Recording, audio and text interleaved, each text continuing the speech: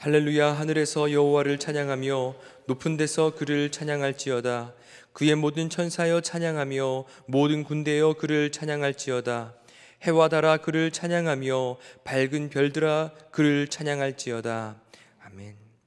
독생자를 아낌없이 세상에 보내주신 하나님 아버지, 어둠 가운데 새빛을 우리에게 비추시어 우리로 영광스러운 주님의 나라에 속하게 하시니 감사드립니다. 한 해 동안 말씀의 빛으로 우리를 인도하셨고 변함없는 사랑으로 우리를 보호하여 주셨습니다. 이제 한 해를 돌아보며 송년주일을 주님께 올려드리오니 우리의 예배를 받아 주시옵소서. 에베네셀 우리 구주 예수님의 이름으로 기원드리옵나이다. 아멘.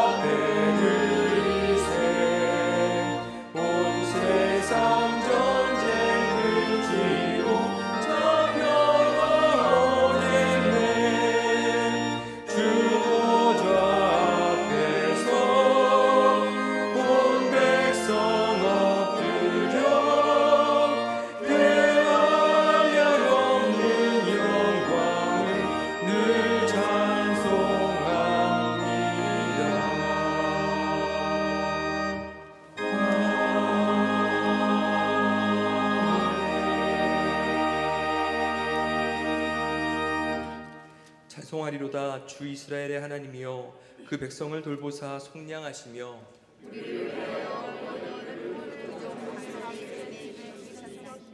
이것은 주께서 예로부터 거룩한 선지자의 입으로 말씀하신 바와 같이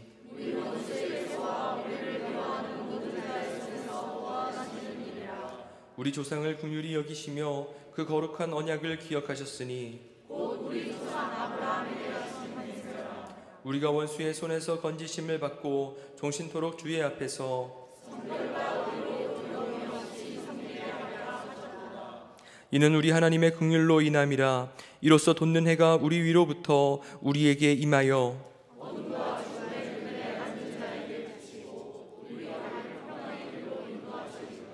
그러므로 주께서 친히 징조를 너희에게 주실 것이라.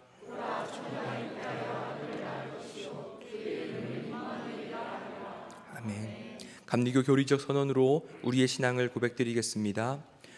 우리는 만물의 창조자시요 섭리자시며 온 인류의 아버지시요 모든 선과 미와 애와 진의 근원이 되시는 오직 하나이신 하나님을 믿으며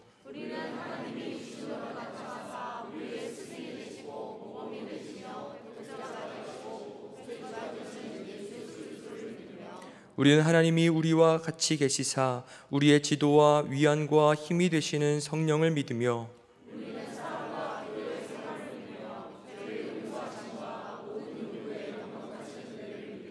우리는 구약과 신약에 있는 하나님의 말씀이 신앙과 실행의 충분한 표준이 됨을 믿으며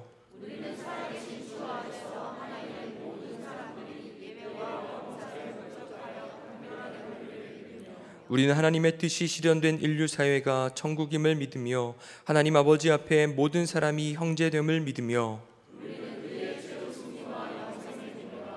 아멘.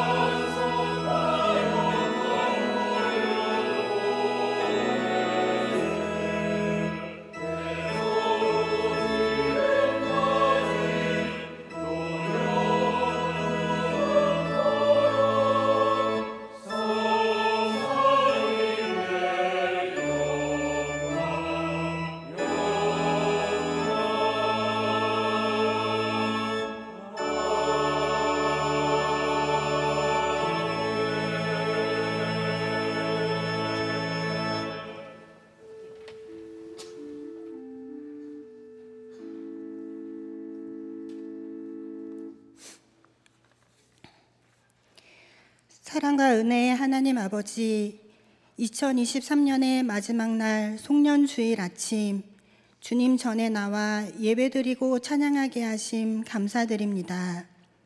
이 시간 몸과 마음과 정성을 다하여 드리는 예배를 기뻐 받아주시옵고 주님 말씀으로 새롭게 하는 귀한 시간이 되게 하옵소서. 한 해를 마무리하는 오늘 지난 한 해를 돌아봅니다. 주님 뜻에 따라 살겠다고 다짐하며 한 해를 시작하였지만 내 뜻과 욕심대로 살았음을 고백합니다. 주위를 돌아보기보다는 나만을 돌보며 살아갔고 주님을 따라 산다고 하면서도 세상을 따라가기에 바빴습니다. 이 시간 저희를 긍휼히 여겨주시고 저희의 모든 허물을 용서하여 주시옵소서. 평화의 하나님 아버지, 이 나라를 위해 기도드리오니 위정자들이 하나님을 두려워하게 하시며 공의롭고 살기 좋은 우리나라를 만들도록 그들의 마음을 주장하여 주시옵소서. 또한 지금 세상은 전쟁과 곳곳에서의 분쟁으로 서로를 미워하고 악한 행동들이 끊임없이 이어지고 있습니다. 주님의 한량없는 은총의 손길로 함께하여 주시어 전쟁으로 고통받고 있는 이들을 안보하여 주시고 전쟁의 위협이 사라지게 하시옵소서. 내 이웃을 내 몸과 같이 사랑하라 하신 말씀처럼 서로 이해하고 화합하여 다툼이 없게 하시고 주님의 선하신 손길에 이끌리어 하나됨의 역사를 이루어 주시옵소서. 소망의 하나님 아버지, 정동교회의 각 가정을 더욱 축복하여 주시사 인간관계와 가정, 직장, 사업체와 진로, 건강의 문제 등 저희의 삶 가운데 해결하여야 할 문제들을 도와주시고 새 힘과 용기를 주시어 주님 기뻐하시는 모습으로 승리하며 나아가게 인도하옵소서. 오늘 말씀을 전하시는 천영태 담임 목사님께 성령의 두루마기를 입혀주시사 은혜를 더하여 주시고 그 말씀을 통하여 우리의 심령이 새로워지고 결단하여 큰 힘과 지혜로 새해를 맞이하게 하시옵소서. 정성껏 준비한 글로리아 찬양대의 찬양을 기뻐 받으시고 하늘에는 영광이요 우리 모두에게 풍성한 은혜의 시간으로 인도하여 주옵소서. 주님의 몸된 교회를 위하여 봉사하는 성도들을 기억하여 주시고 수고가 더하여질 때마다 말씀으로 찾아오시고 위로하시는 주님의 은혜와 축복을 경험하게 하시옵소서. 우리를 위하여 빛으로 오신 주님을 찬양하며 우리 주 예수 그리스도의 이름으로 기도드립니다. 아멘. 하늘에 계신 우리 아버지여, 이름이 거룩히 여김을 받으시오며 나라가 임하시오며 뜻이 하늘에서 이루어진 것 같이 땅에서도 이루어지이다. 오늘 우리에게 일용할 양식을 주시옵고 우리가 우리에게 죄 지은 자를 사하여 준 것 같이 우리 죄를 사하여 주시옵고 우리를 시험에 들게 하지 마시옵고 다만 악에서 구하시옵소서. 나라와 권세와 영광이 아버지께 영원히 있사옵나이다. 아멘.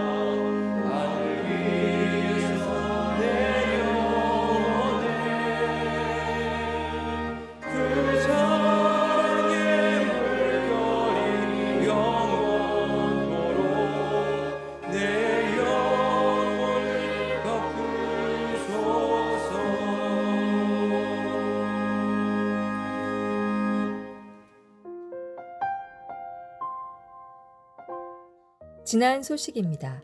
12월 23일 토요일 뉴정동 성탄축제가 은혜 가운데 마쳤습니다.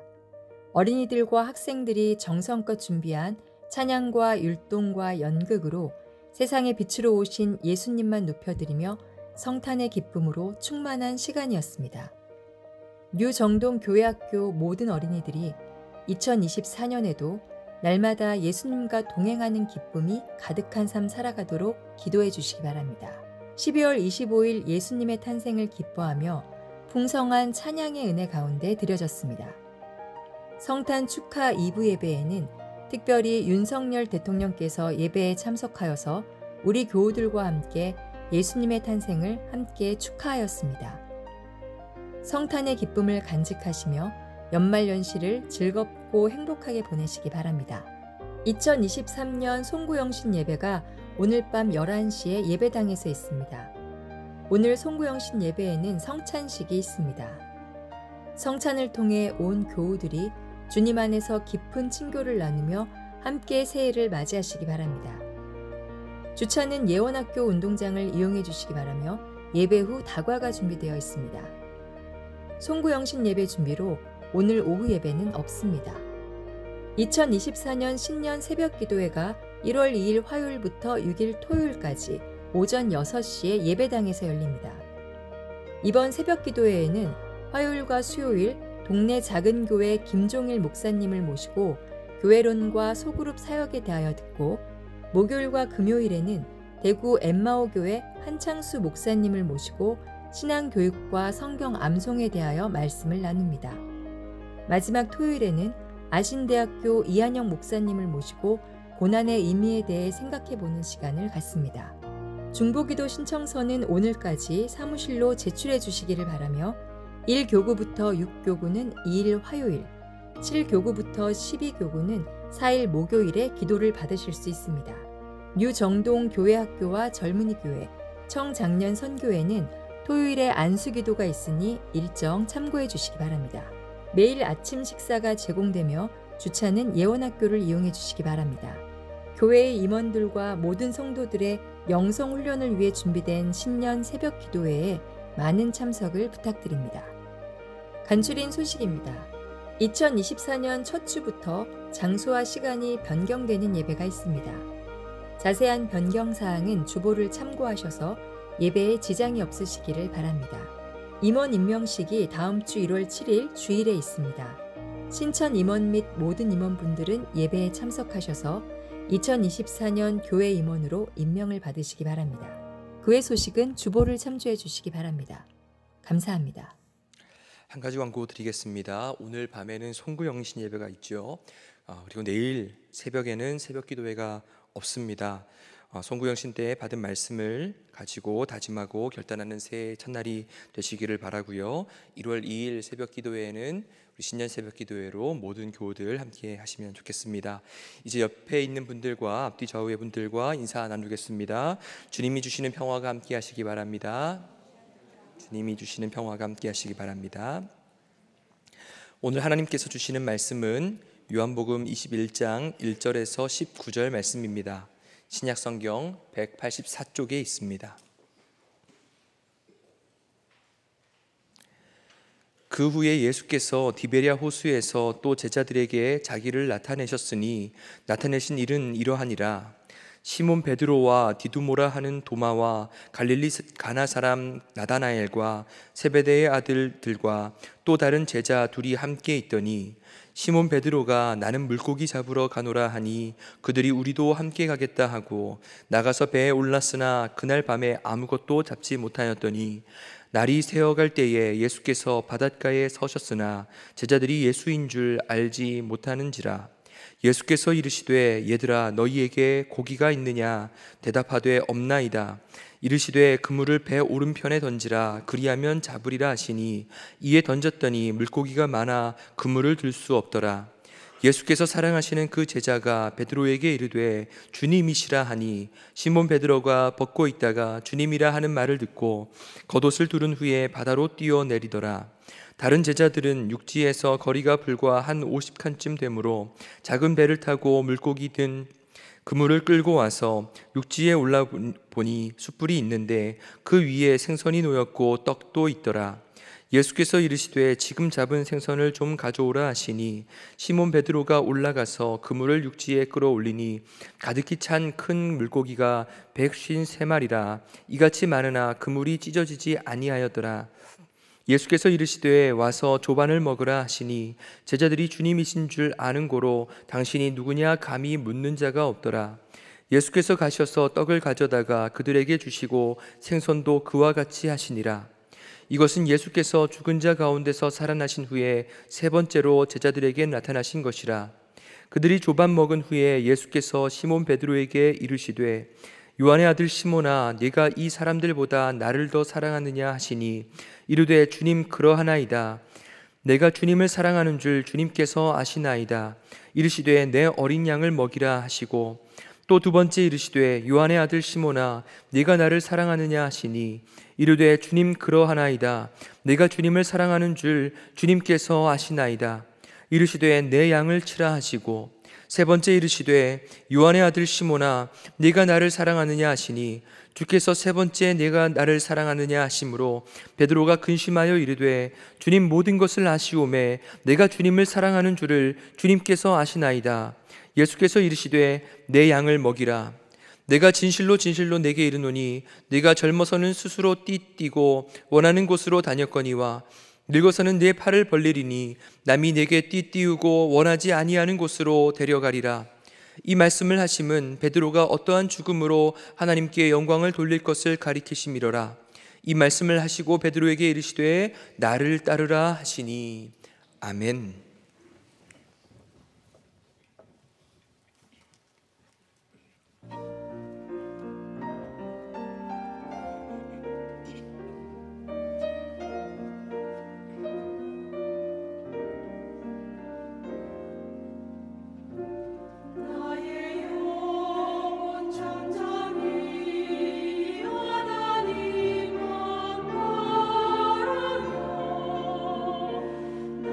예수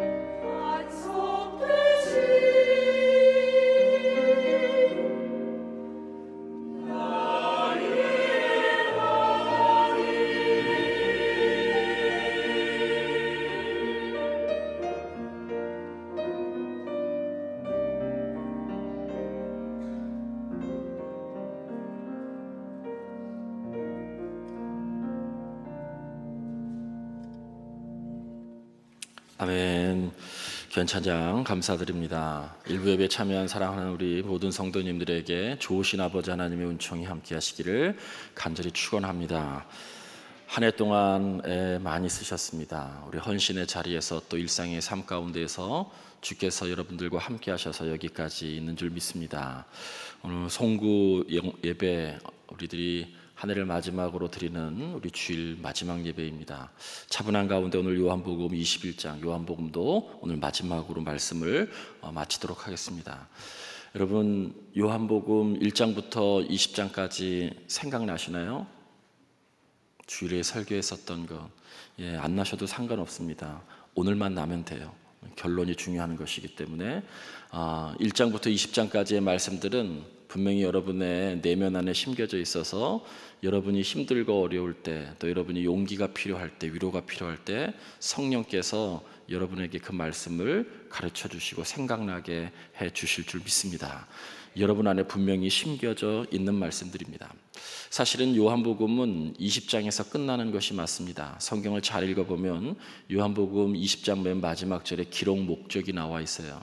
그 기록 목적을 부활하심과 또 기록 목적을 통해서 끝이 나는데 21장은 마치 부록처럼 쓰여져 있는 것, 그런 느낌이 많습니다.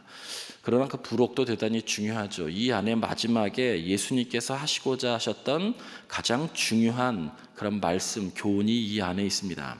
오늘 요한복음 21장은 이렇게 시작됩니다. 가장 중요한 절수는 14절이에요.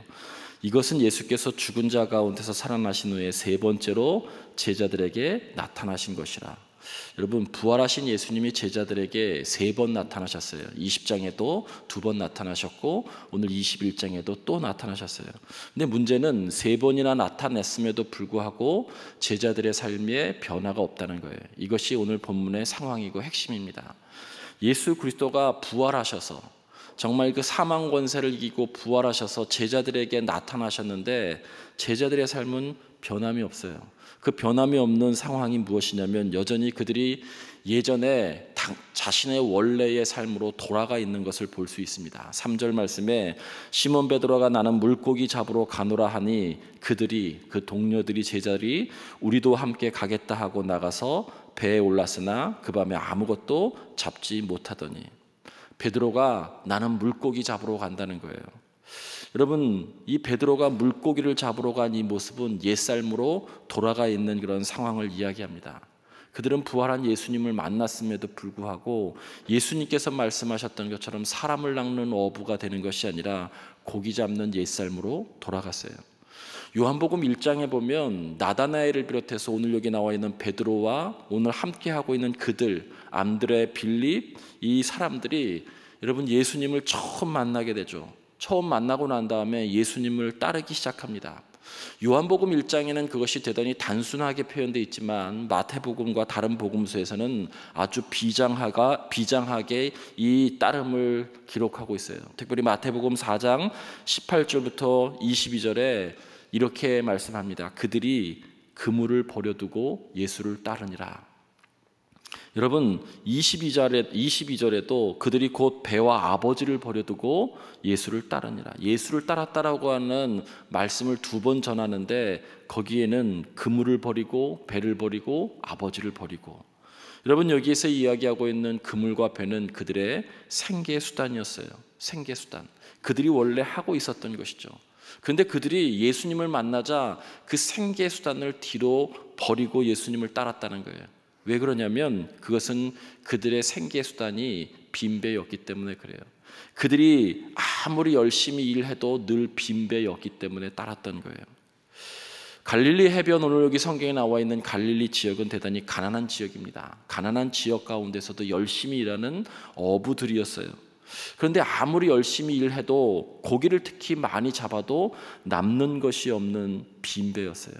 왜 그러냐면 당시에 로마는 이 배 한 척에 세금을 부과하고 배에 탄 사람에게 사람 수대로 세금을 부과하고 고기를 잡아오면 고기를 잡은 그 마리수당에 다 세금을 일일이 다 부과했어요. 아무리 열심히 노력해도 아무리 열심히 일해도 정말 늘 빈배였다는 게 남는 것이 없었어요. 도대체 이렇게 살아서는 더욱 살 수가 없는 것이죠. 세상이 좀 달라져야 된다는 생각을 그들은 분명히 했습니다. 그때 예수님께서 하나님 나라를 전파하셨던 것이죠. 그들은 하나님 나라를 사실은 잘 이해하지 못했습니다. 그러나 명확한 것은 지금의 삶과는 좀 다른 삶일 것이다 라고 하는 것을 그들이 분명히 알았던 것 같아요. 그들의 기대였죠.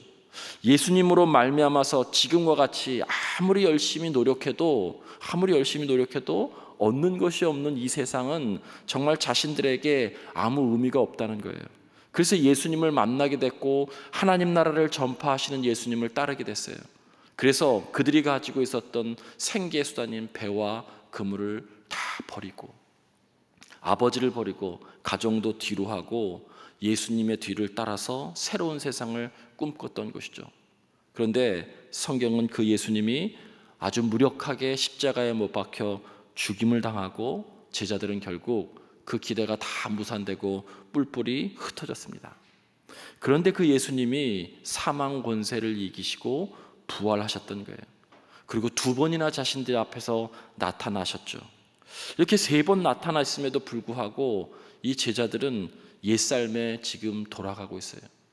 밤새도록 오늘도 고기를 잡으러 나갔는데 옛삶에도 그런 일이 있었는데 여전히 빈배해요. 여러분, 옛삶의 자리, 빈배의 자리에 그들이 서 있어요. 이 얘기는 3번이나 부활하신 주님이 나타났음에도 불구하고 그들이 옛삶의 자리에 있다라고 하는 것은 우리들에게 주시는 교훈은, 여러분, 사람이나 제도나 이례적인 어떤 특별한 사건에 의해서 사람이 그렇게 변하지 않는다는 거예요. 성경은 그것을 지금 강조하고 있어요. 여러분, 20장에 2번이나 그리고 오늘도 부활하신 주님이 나타나셨어요. 자신들 앞에 보이셨고 그리고 만져보기도 하고 눈으로 확인했어요. 우리도 부활을 믿죠. 근데 어쩌면 우리도 옛삶의 자리에 지금 있는지도 몰라요. 사실은 예수님은 3번이나 나타나셨음에도 불구하고 베드로는 그리고 그에 따르는 예수님의 제자들은 옛삶의 자리에 있다라고 하는 것은 사람은 그렇게 쉽게 바뀌는 존재가 아니라는 것을 증명하고 있는 것이죠. 인간의 편견과 오만이 그만큼 강하기 때문에 그렇습니다. 오늘 본문이 그것을 너무나 중요하게 말씀하고 있어요. 그래서 이 본문이 우리들에게 주시는 가장 중요한 것은 신앙이라고 하는 것, 기독교의 신앙이라고 하는 것은 과정을 대단히 중요시한다는 거예요. 여러분, 신앙은 곧 과정입니다. 우리들이 뜨거운 어떤 체험 한 번으로 신앙생활을 종결 지으려고 하는 그런 경우들이 많이 있습니다. 그리고 뜨거운 어떤 체험 한 번으로, 어떤 신비한 체험 한 번으로 여러분, 우리들의 모든 것들을 다 그냥 마감하려고 하는 경향들이 있어요. 그래서 늘 자랑하죠. 우리가 예전에 30년 전에, 나 예전에 어렸을 때는 이렇게 하면서 늘 예전의 이야기들을 많이 하죠. 다 옛삶으로 돌아간 삶의 모습일 수 있어요. 신앙은 과정이에요. 십자가와 부활의 삶이 우리의 삶의 자리에 정말 체화되고 자리할 수 있으려면 과정이 반드시 있어야 됩니다. 예배가 있어야 되고요. 부활과 십자가와 부활을 늘 찬양하는 반복되는 예배가 있어야 되고요. 늘 우리의 삶 속에서 말씀과 기도의 경건 생활이 끊임없이 반복돼야 되고요. 하나님 나라를 이루기 위한 섬김의 헌신이 반복될 때에 결국 십자가와 부활의 삶이 우리 안에 체화되는 것이죠. 그것이 신앙인의 삶이에요. 그것은 끊임없는 과정입니다. 여러분, 그것이 과정이 결국 생명의 삶이고 영생의 삶이에요. 이 말은 가만히 있어서는 여러분 옛사람으로 다시 돌아간다는 의미예요. 아무것도 하지 않고 가만히 있으면 여러분 베드로처럼 제자들처럼 옛삶으로 다시 돌아가요. 옛 삶의 모습이 어떻습니까? 밤새도록 고기를 잡기 위해서 그물을 던졌으나 빈배라는 거예요. 여러분, 이 빈배라고 하는 것은 고기를 한 마디도 잡지 못했다는 현상적인 물리적인 결과이기도 하지만 그것보다 더 중요한 것은 옛 삶의 자리는 빈배, 무의미한 삶이라는 거예요. 인생에 목적이 없는 무의미한. 여러분, 좋은 직업을 가졌다고 해서 소유가 많다고 해서 우리 인생이 꼭 다 행복한 것은 아닙니다. 정말 그 인생이 의미 있으려면, 빈배가 되지 않으려면 좋은 직업으로 또 소유한 것으로 여러분 의미 있는 삶을 살아야 되는 것이죠. 그렇지 않으면 아무리 많이 가져도 좋은 직업을 가지고 있어도 우리의 삶은 빈배라고 하는 것을 여기서 말씀하고 있는 거예요. 공허하다는 것이죠. 허무하다는 것이죠. 아무것도 없다는 거예요. 만선이 되어야 될 배가 빈 배, 여러분 삶이 무의미하다라고 하는 것을 말씀하고 있는 것이죠. 여러분 그 무의미한 삶, 빈배와 같은 삶, 어쩌면 우리 인생과 같은 삶에 6절 말씀에 예수님의 말씀이 만나게 돼요. 그물을 배 오른편에 던지라 그리하면 잡으리라 하시니 이에 던졌더니 물고기가 많아 그물을 들 수 없더라. 여러분 빈배, 밤새도록 수고했으나 아무것도 얻지 못했던 제자들의 그 빈배에 찾아오신, 무의미한 인생을 여전히 살고 있는, 옛삶으로 돌아가 있는 그 베드로, 그리고 그 제자들에게 찾아오신 예수님은 말씀으로 다가오셔서 말씀하시죠. 그물을 배 오른편에 던져라. 빈배와 말씀이 만나고 있어요. 무의미한 인생과 목적 없는 인생과 창조주 아버지 하나님의 말씀이 만나고 있어요. 그랬더니 결국 그 말씀에 순종했더니 풍성한 수확을 얻게 되었다라고 하는 거예요. 결국 말씀으로 오신 예수 그리스도를 우리가 영접하게 되니, 그 통치를 받게 되니 연약한 인생에 결국 생명 있는 삶, 영생의 삶, 풍성한 삶을 얻게 되었다는 것이죠. 여러분 그래서 말씀이 우리를 통치하고 다스려야 되는 거예요. 그때 비로소 우리의 삶이 의미 있어지고 목적 있는 삶을 살게 되고 영생의 삶을 살게 되는 것을 여러분 믿으시길 바랍니다. 여러분의 새해의 삶에도 늘 말씀이 늘 가까이 있기를 주님의 이름으로 간절히 축원을 드립니다.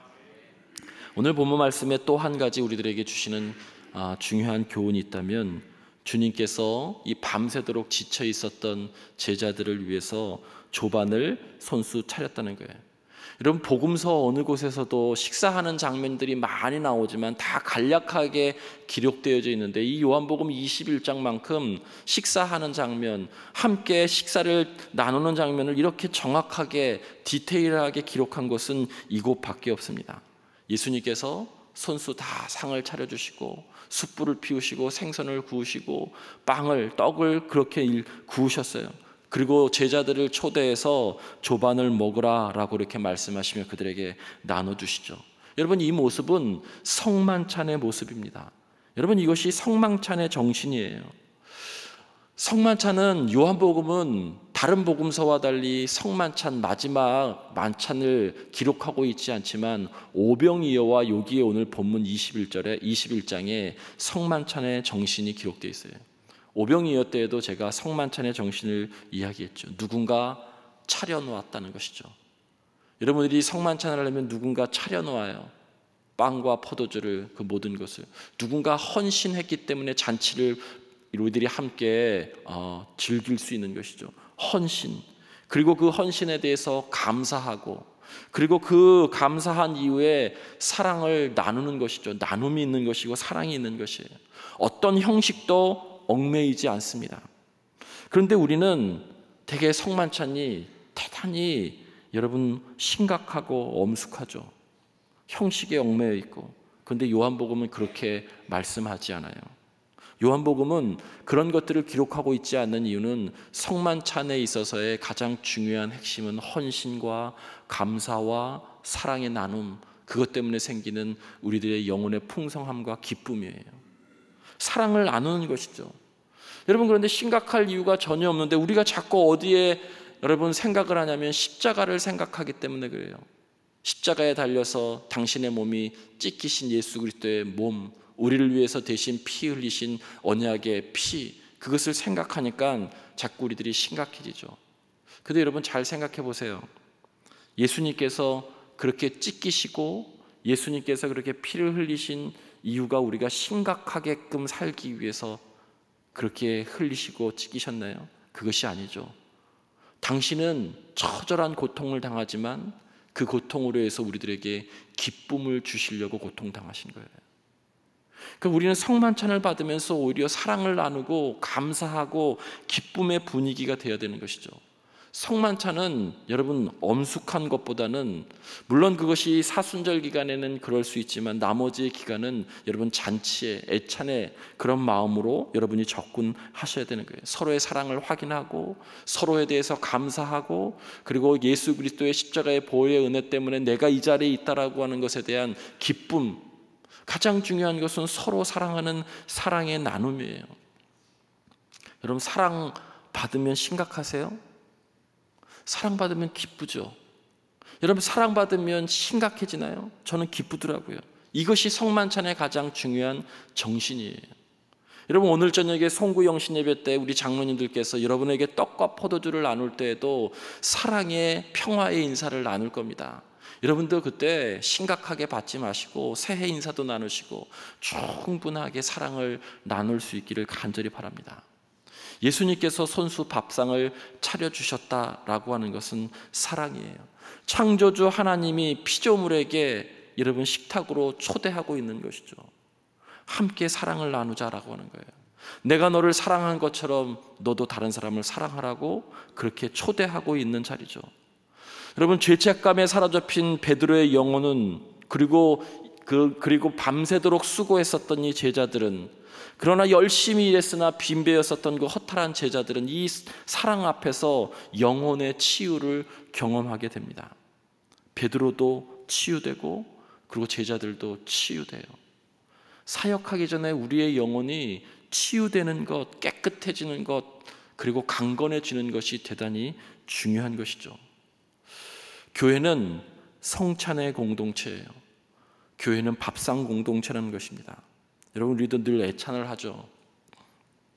죄송합니다, 우리 어른들께. 제가 그냥 전해 들은 얘기로는 우리 어른들은 오래된 교인이어서 어른을 잘 섬기려고 일식 3찬이 꼭 있었으면 좋겠다, 이런 얘기 많이 하신다고 그래요. 예, 저도 일식 4찬 있었으면 좋겠어요. 그러나 우리의 애찬의 정신은 그 안에 밥이, 반찬이 풍성한 것, 그런 것들도 중요하지만 그 안에 사랑이 있느냐라고 하는 것이 핵심인 거예요. 돈을 내고 먹느냐 내지 않고 먹느냐, 그것이 중요한 것이 아니고요. 꼭 일식 3찬이어야 되느냐, 그것이 중요한 것이 아니고요. 그 안에 사랑의 나눔이 있느냐라고 하는 거예요. 서로 사랑을 확인하는 작업이, 그래서 애찬이라고 부르는 거예요. 애찬이라고. 부활하신 주께서 우리에게 주신 가장 중요한 말씀이 한 가지 있다면, 내가 너희를 사랑한 것 같이, 십자가에 달려 피 흘려 죽은 것처럼 내가 너희를 사랑한 것 같이, 내가 손수 지금 너희에게 식탁을 초대하는 이 사랑한 것 같이 너희도 서로 사랑하라라고 하는 거예요. 우리의 모든 헌신 속에 사랑이 있느냐라고 하는 것을 묻고 있는 것이죠.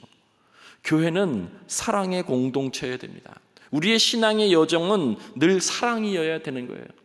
사실 저와 여러분이 신앙의 여정을 가면서 조금도 서로 불편할 이유가 아무것도 없어요.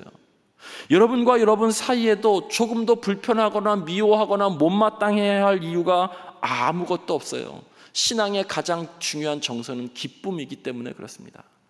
우리가 서로 헌신하고 사랑하고 사랑을 나누고 기쁨을 나누고, 여러분, 이것이 바로 교회 공동체인 것이죠. 그런데 우리 한국 교회는 그렇지 않아요. 교회마다 문제가 없는 곳이 없고, 여러분, 물론 사람이 있는 곳이어서 크고 작은 것이 있지만 정말 심각한 문제가 있는 곳이 너무나도 많아요. 그리고 그리스도인임에도 불구하고 성도 개인 한 사람 한 사람이 영혼이 다 상하고 무너져 내려서 여러분, 어려운 개인적인 일들을 극복해내지 못하고 오히려 나락으로 빠지는 경우들도 많아요. 가장 심각한 것이 성도들 사이에 분쟁이 일어나는 것이죠. 여러분, 시편 23편에도 이런 말씀이 있어요. 상을 차려주시는 하나님. 시편 23편 5절에 주께서 내 원수의 목전에서 내게 상을 차려주시고 기름을 내 머리에 부으셨나이다. 여러분, 거기도 상을 차려주신다라고 하는 표현이 나와요. 근데 원수의 목전에서 그랬다는 거예요. 나와 관계가 안 좋은 사람과 있는데 하나님이 저 사람의, 저 원수, 내 원수에게는 상을 차려주지 않고 그 사람 보라는 듯이 내 앞에서 상을 차려주셨다는 거예요. 하나님이 내 손 들어줬다는 거예요. 성경을 그렇게 해석하시나요? 여러분, 이 성경을 잘 묵상해 보면 상상해 보세요. 하나님께서 원수의 목전에서 내게 상을 차려주셨어요. 그러면 나는 원수 앞에서 지금 밥을 먹고 있는 거예요. 원수는 패배해서 움츠려들고 있어요. 그 식사를 하고 있는 모습을 보는 그 원수의 마음은 어땠을까? 여러분, 우리는 그 밥을 먹고 있으면서 우리의 마음은 어떤가? 하나님께서 원수의 목전에서 내게 상을 차려주셨으니 용용 죽겠지, 너는 못 먹고 있지, 나는 잘 먹는다. 하나님께서 그런 마음으로 상을 차려주셨겠어요? 여러분, 아니에요. 그 상을 차려주신 이유는 또 원수와도 밥상을 초대해서 함께 하라는 거예요. 이리 와, 우리 같이 먹자. 괜찮아, 나도 잘못한 것이 있어. 나도 너를 사랑해. 이제 우리 함께 사랑을 나누자. 여러분, 그런 마음으로 원수의 목전에서 상을 차려주는 것이지, 원수 보라는 듯이 약 올리면서 밥 먹으러 상 차려주신 것이 아니라는 거예요. 예수님께서 자신을 3번이나 배반한 베드로에게 상을 차려주신 것이 바로 그런 거예요. 여러분, 우리는 내게 잘못한 사람들, 그런 사람들을 그 관계 속에서 내가 유리한 고지를 찾게 되면 건수를 잡았다고 얘기하죠. 그러나 주님은 지금 그렇게 하고 있지 않아요. 이리 와서 밥 먹으라는 거예요. 시편 23편 5절의 말씀이 바로 그런 거예요. 지금 세상적으로 따지면 베드로와 예수님은 원수여야 돼요. 3번이나 부인했어요. 근데 그를 위해서 손수 밥상을 차려주고 있어요. 이리 와, 같이 먹자. 그럴 수 있어. 여러분, 그 밥상 앞에, 그 사랑 앞에 베드로의 영혼이 치유되는 거예요. 죄책감에서 치유되어지고. 여러분, 이 치유가 있지 않고서는 복음을 전파할 수 없기 때문에 그래요. 치유가 있지 않고서는 다른 사람을 여러분 목양할 수 없기 때문에 그래요. 예수님께서 그래서 마지막으로 이렇게 물으세요. 내가 나를 사랑하느냐? 여러분, 많은 목사님들은 이 부분을 너무 자세하게 설명하는 경향이 있는데, 중요한 것은 내가 나를 사랑하느냐에 대한 예수님의 질문에 대한 베드로의 대답이 중요한 거예요.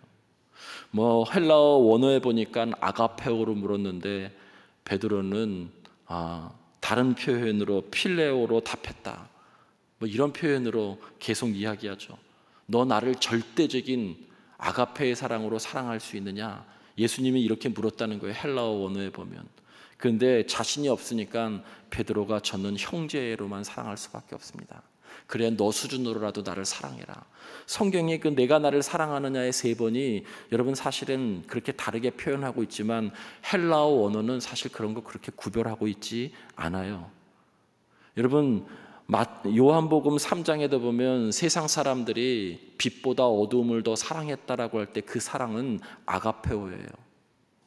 여러분, 거기에 어울리지 않는 것이죠. 아버지께서 너희를 사랑했다라고 하는 요한복음 16장 27절에는 여러분 아가페오로 써야 되는데 우리가 상식적으로 필레오로 쓰고 있어요.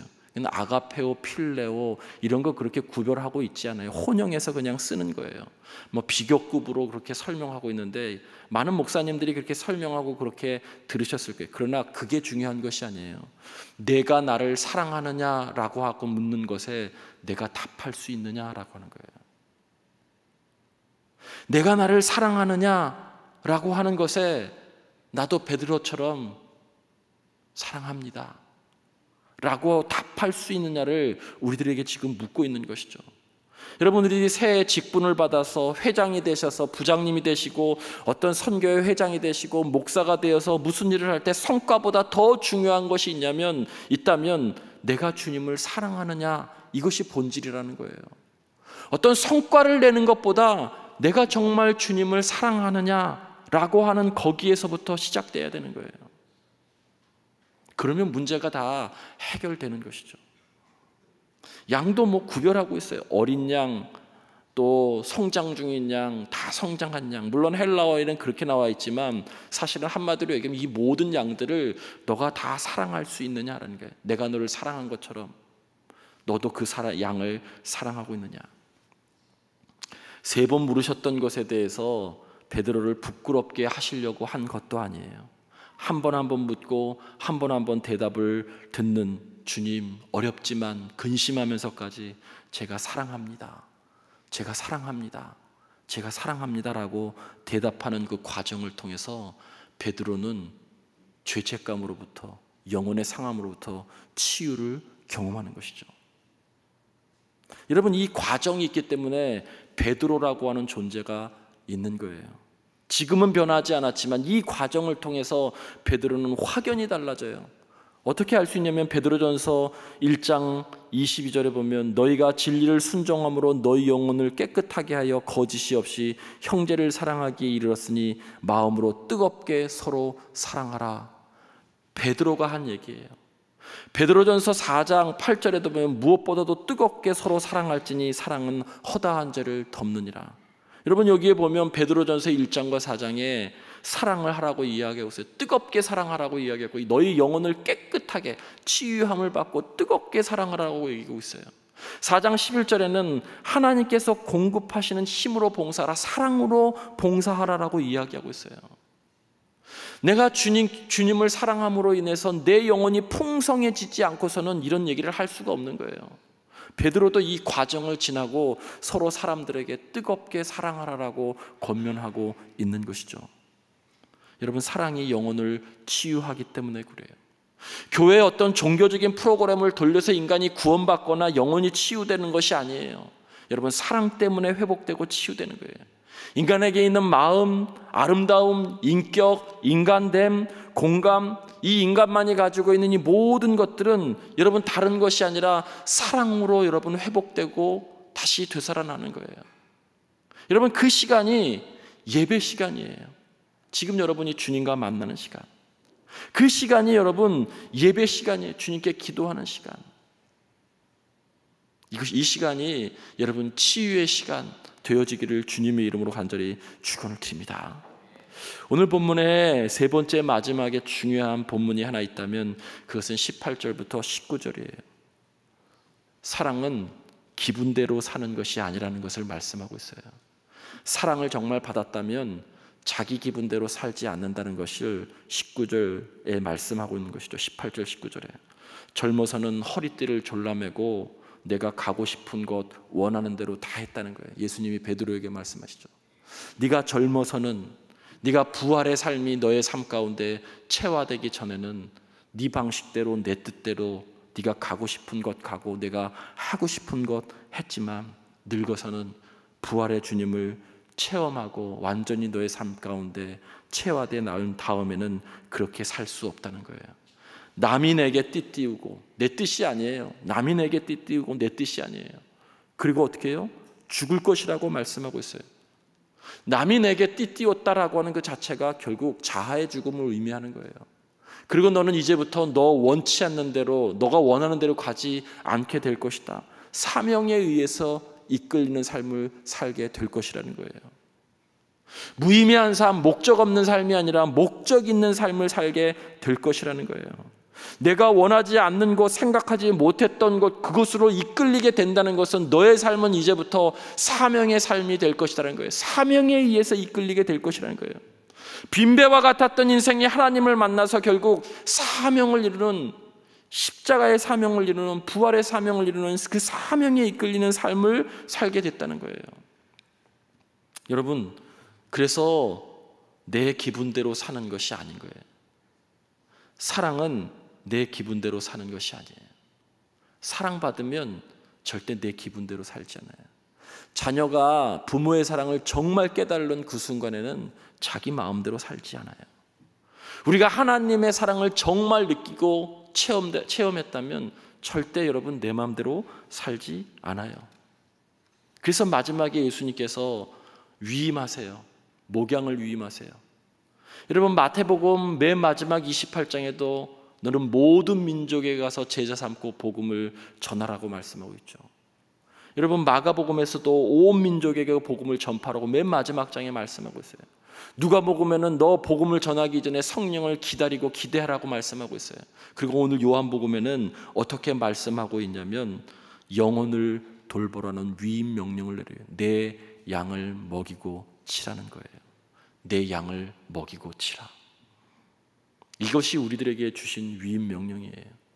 목사에게 준 것만이 아니고 모든 그리스도인들에게 주신 위임 명령이에요. 20세기의 가장 큰 질병은 영혼의 상실입니다.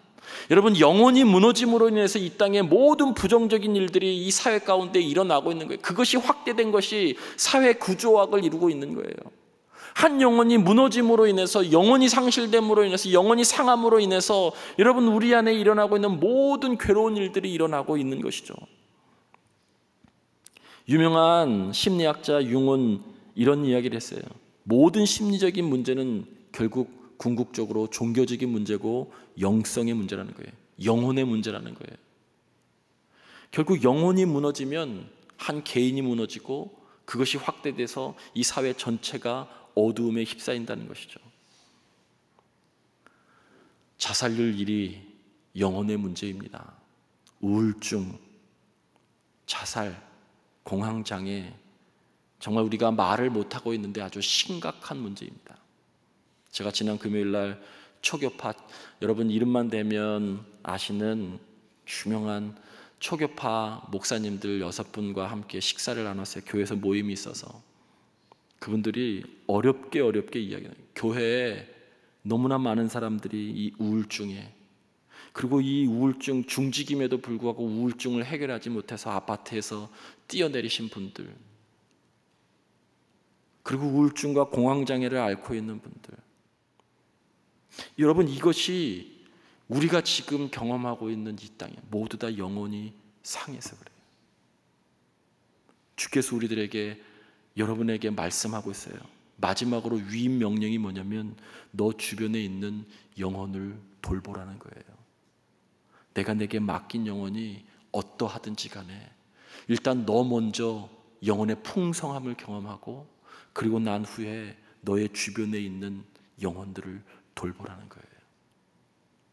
마태복음과 마가복음과 누가복음은 온 세계에 나가서 복음을 전하라고 크게 이야기하고 있지만, 요한복음은 그렇게 마지막을 말씀하고 있지 않고 너 그 전에 먼저 너의 영혼을 돌보라는 거예요. 빈배와 같은 너의 영혼을 돌보고, 너의 주변에 있는 빈배와 같은 사랑하는 내게 맡겨진 너의 자녀들, 학생들, 주변에 우리의 사랑하는 신앙의 동료들, 아파하고 괴로워하고 있는 사람들, 그 사람들의 영혼을 돌보라고 분명히 말씀하고 있어요. 이것이 오늘 본문의 요한복음의 마지막이에요. 여러분, 새 영혼이 우리 교회에 오면 무엇보다도 환대하시기를 간절히 바랍니다. 축복하시길 바랍니다. 그 영혼이 주님께 온 거예요. 여러분, 주변에 우리 많은 성도들 사이에 질병으로 아픔을 갖고 관계적으로 힘들고 영혼이 힘든 그분들, 여러분이 외면하지 않고 전화 한번 드리고 안부를 묻고 기도하고 손잡아주고, 이 모든 것이 여러분 영혼의 돌봄이에요. 애찬의 자리에 가서 사람들이 가득했었을 때 자리를 양보하는 것, 그것도 영혼의 돌봄이에요. 여러분, 이 작은 일에서부터 더 나아가서는 온전하게 소그룹 사역 속에서 말씀을 나누는 것, 그것이 영혼이 치유되고 돌봄이 있는 거예요. 오늘 하나를 우리들이 정리하면서 주께서 우리들에게 명령하신 위임 명령, 영혼을 돌보라고 하는 이 위임 명령이 저와 여러분에게 있기를 주님의 이름으로 간절히 축원을 드립니다. 우리 교회 새로워지고 그 여파가 한국교회, 더 나가서 여러분 이 땅에 정말 풍성한 영혼들로 영생의 삶을 살 수 있는 그런 귀한 사람들이 가득한 나라 되기를 주님의 이름으로 간절히 축원을 드립니다. 이 시간도 함께 기도하겠습니다. 한 해의 마지막 주입니다. 주께서 우리들에게 주신 위임 명령, 내게 맡겨진 내 주변에 있는 영혼을 잘 돌볼 수 있는 그러한 사람 되기를 간절히 원합니다. 그러기 위해서는 내가 먼저 말씀으로 내 영혼을 늘 돌봐야 되고, 그 풍성한 삶으로 또 우리 주변에 있는 사람들을 돌볼 수 있습니다. 내게 보내주신 사람, 그들의 영혼을 잘 돌볼 수 있는 그러한 삶 살게 해달라고 우리 교회가 진정으로 사랑의 공동체 되게 하소서. 여러분 위해서 기도해 주시고, 말씀이 내 안에 있어 빈배가 아니라 영혼의 만선을 경험하는 그런 사람들을 되게 해달라고, 그리고 아파하고 힘들어하는 사람들, 우리들이 돌아보고 그들을 위해서도 기도하고 손잡아 줄 수 있는 풍성한 마음이 또 우리들에게 있게 해달라고 우리 함께 기도하는 시간 갖겠습니다. 우리 함께 잠시 기도합니다.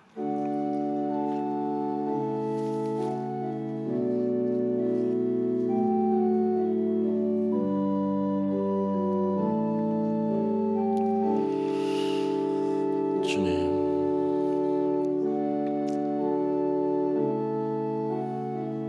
이 예배 시간이 우리의 영혼이 말씀으로 치유되는 시간 될 수 있도록 주님 도와주시기를 원합니다.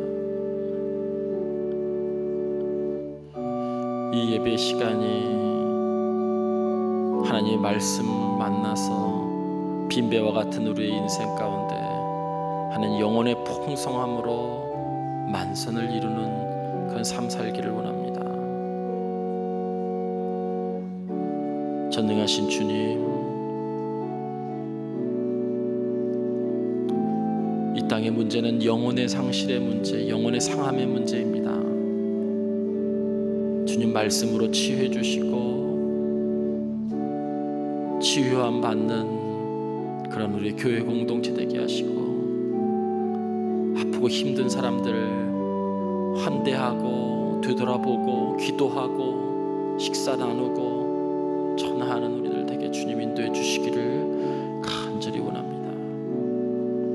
내가 너희를 사랑한 것 같이, 내가 너희에게 밥상을 차려준 것 같이 너희도 그렇게 사랑하라고 말씀하셨습니다.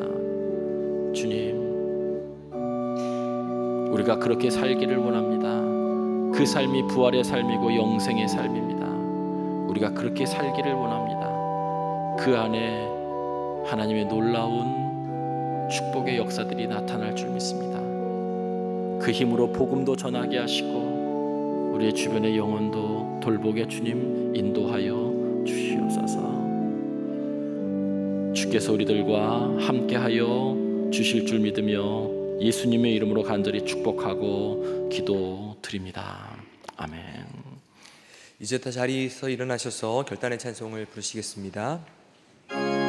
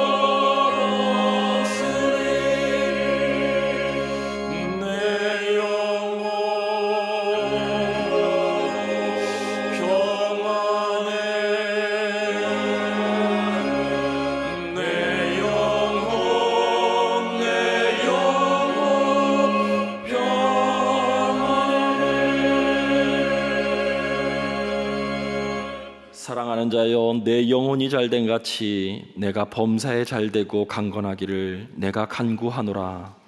주님, 우리의 영혼은 말씀으로, 창조주 아버지 하나님의 말씀으로 그렇게 풍성해질 수 있습니다.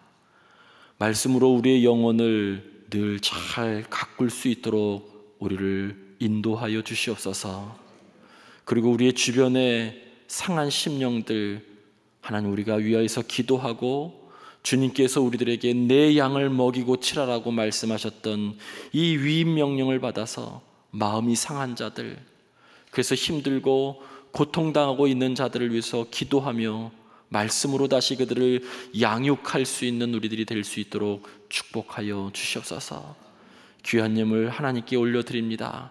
하나님 나라에 온전히 쓰이게 하시며 하나님, 우리의 일터와 가정을 든든하게 해주셔서 생활에 조금도 부족함이 없도록 이끌어 주시옵소서. 성부, 성자, 성령 삼위일체 하나님의 은혜와 사랑과 축복하심이 오늘도 말씀으로 우리의 영혼을 풍성케 하기를 다짐하는, 그 말씀으로 또한 우리의 주변에 있는 영혼들을 돌보기를 다짐하는 사랑하는 우리 모든 성도들의 삶 위에 이제부터 영원토록 함께 하시기를 간절히 축원하옵나이다. 아멘.